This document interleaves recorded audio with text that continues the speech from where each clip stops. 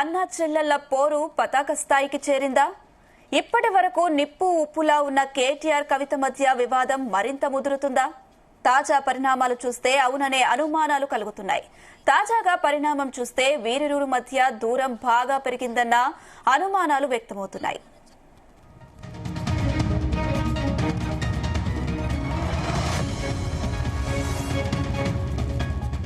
గులాబీ పార్టీలో కవిత లేఖతో మొదలైన ముసలం అంతకంతకు పెరుగుతోంది. తాజాగా బీఆర్ఎస్ వర్కింగ్ ప్రెసిడెంట్ కేటీఆర్, తెలంగాణ జాగృతి అధ్యక్షురాలు కవిత మధ్య గ్యాప్ మరింత పెరిగింది. బీఆర్ఎస్ నేతలు కొందరిపై తీవ్ర విమర్శలు చేస్తూ వస్తున్న కవిత తండ్రి కేసీఆర్ ను కానీ అన్న కేటీఆర్ ను కానీ పల్లెత్తు మాట అనలేదు. పైగా కేటీఆర్ కు అనుకూల ప్రకటనలే చేస్తూ వస్తున్నారు. అయినా అన్నా చెల్లెల మధ్య దూరం పెరిగిందన్నది సుస్పష్టమవుతోంది.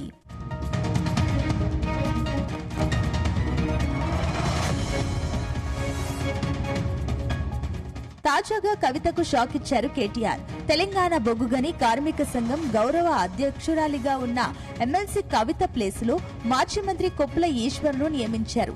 ఈ సంఘం కార్యవర్గ సమావేశంలో కొప్పుల ఈశ్వర్ను ఏకగ్రీవంగా ఎన్నుకున్నట్లు ప్రకటించారు.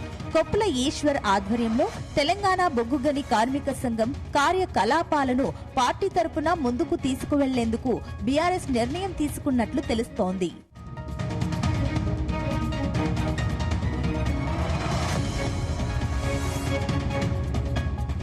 కవిత ఇటీవలే తన కుమారుడి కోసం అమెరికాకు వెళ్లారు. ఇలా కవిత దేశంలో లేని సమయం చూసి బొగ్గుగని సంఘం నుంచి ఆమెను కేటీఆర్ పూర్తిగా తొలగించడం హాట్ టాపిక్ గా మారింది. దీనిపై కవిత వర్గం బీఆర్ఎస్ వర్కింగ్ ప్రెసిడెంట్ కేటీఆర్ పై గుర్రుగా ఉన్నట్లు తెలుస్తోంది.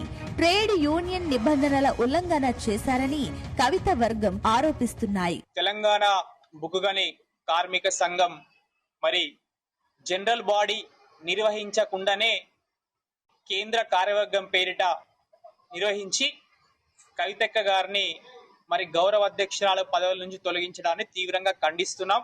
దానికి మరి మాకు నిజంగా బాధ అనిపించి రిజైన్ చేస్తున్నాము.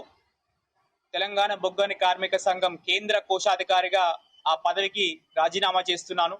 ఎందుకంటే నాతో పాటు ఇక్కడున్న మా మిత్రులందరూ కూడా టీబీజీ కేసుకి రాజీనామా చేస్తున్నాం.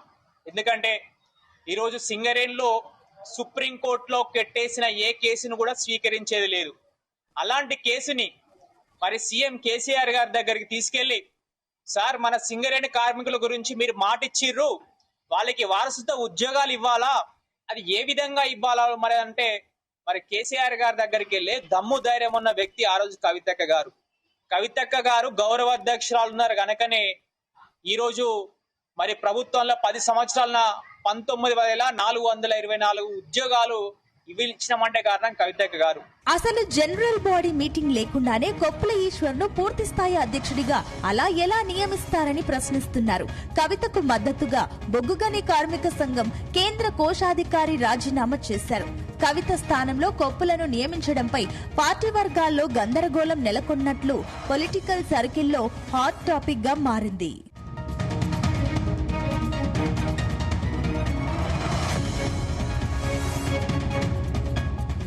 బీఆర్ఎస్ ఎమ్మెల్యే జగదీష్ రెడ్డిపై కవిత తీవ్ర ఆరోపణలు చేసిన నాటి నుంచి ఆమెపై గులాబీ దళం తీవ్ర ఆగ్రహంతో ఉన్నట్లు తెలుస్తోంది.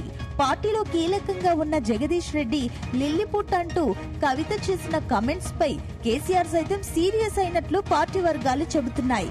కేసీఆర్ కు తొలుత లేఖ రాసిన తర్వాత తండ్రిని కవిత పలుమార్లు కలిసినా ఆయన ముభావంతోనే ఉన్నారని, సరిగ్గా మాట్లాడలేదని అంటున్నారు. తాజా పరిణామంతో కవిత కేటీఆర్ మధ్య దూరం మరింత పెరిగిందన్న చర్చ జరుగుతోంది.